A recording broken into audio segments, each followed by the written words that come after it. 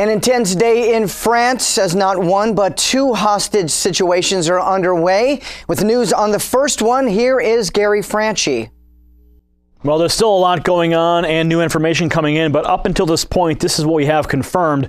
This is the first standoff. The first standoff is between the two brothers wanted in the Charlie Hebdo attack. The brothers were surrounded at a Printworks warehouse outside of Paris. Now police are saying that those two men are dead and the hostages released. The two brothers were wanted in the terror attack that killed at least 12 people at the magazine building. And the attack at the building occurred when the two gunmen opened fire. Multiple magazine cartoonists, a policeman, and an editor were among those killed. French security forces chased the brothers' vehicle down until they escaped on foot into the industrial area, leading to their deaths. And during a phone interview with police, the brothers said that they wanted to go down as martyrs. An investigation has been launched into their background as French officials believe they may have multiple ties to Al-Qaeda. Thank you, Gary. The second hostage situation in France unfolds in a local grocery store, and this is what we have so far. Male suspect Amedy Coulibaly and his girlfriend Hayat Boumediene were believed to be holding up to 5 or 6 people hostage at the supermarket. The two were demanding the release of the Cauchy brothers. Local authorities and the French ambassador are now confirming that the suspect, Amedy Coulibaly, is now dead, and roads around the area have been blocked off and multiple schools were placed in lockdown while an investigation continues to be underway. The investigation is still underway in France as multiple terror attacks took place this week, although not all suspects are fully identified. Two brothers seem to remain the leaders in the attack. Sharif Kouachi and his brother Saeed are French citizens that were under the watch of the country's security force. Evidence suggests that Sharif had recently been in Syria for an unknown amount of time. Saeed is believed to have received training from Al-Qaeda in Yemen, but had never been convicted of a crime.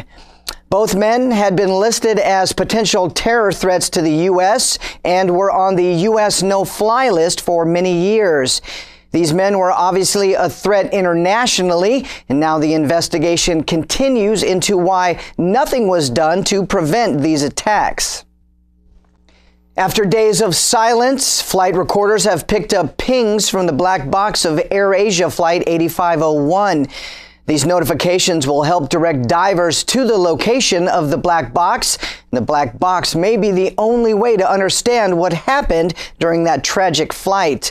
This has been the main concentration for the most recent search missions, and progress has been slow for search crews due to extreme weather and high waves in the Java Sea. 162 people were on board the flight when it went missing, and no survivors have been found. Many aviation analysts believe that bad weather may have led to a stall, causing the plane to crash. Afghan officials have continued to try and stop the violence from the Taliban with no luck. Afghani President Ashraf Ghani has made an attempt to work with the Taliban by offering their top leaders government posts. The president's plan did not go over well as the Taliban denied any government cooperation. A representative for the militant group says that there are many things that need to change before they would accept any offer. The Taliban wants all international troops out of Afghanistan before they could work with the president, and the group also wants immunity from prosecution. If the Taliban did decide to work with the Afghani government, there is no clear indication that the violence would discontinue. Some Taliban leaders oppose government deals altogether.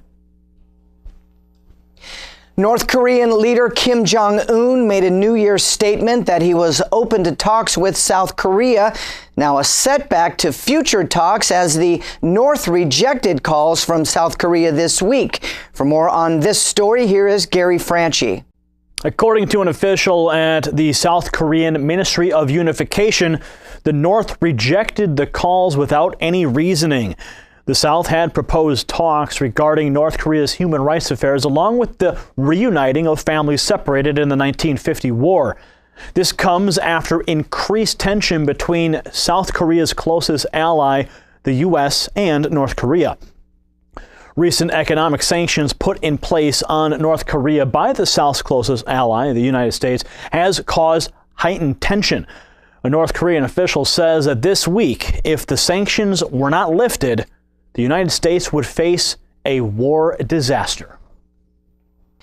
Boko Haram continues to strike terror in Nigeria as the militant group strikes the town of Baga. The town had previously held a military base, but now the town is under the control of the terror group Boko Haram. Niger has spoken out this week, saying that they will no longer help with the retake of the town. The country said that they pulled their troops out of Nigeria when Boko Haram continued to expand without any punishment. Niger blames Nigeria for their withdrawal, saying that the country is not keeping their promise regarding the amount of provided troops. Witnesses say that the bodies are laid out across the streets in Baga, and many residents of Baga had to flee without being able to bury their family members.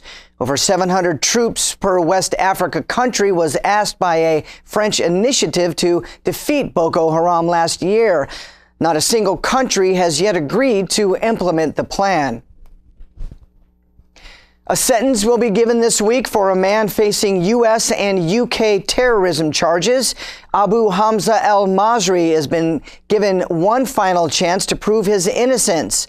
Masri is considered a leading inspiration for militants such as the British shoe bomber Richard Reed. Masri served 8 years in a British prison before being extradited to the United States. Prosecutors call Masri a global terrorist leader and that he orchestrated plots around the world.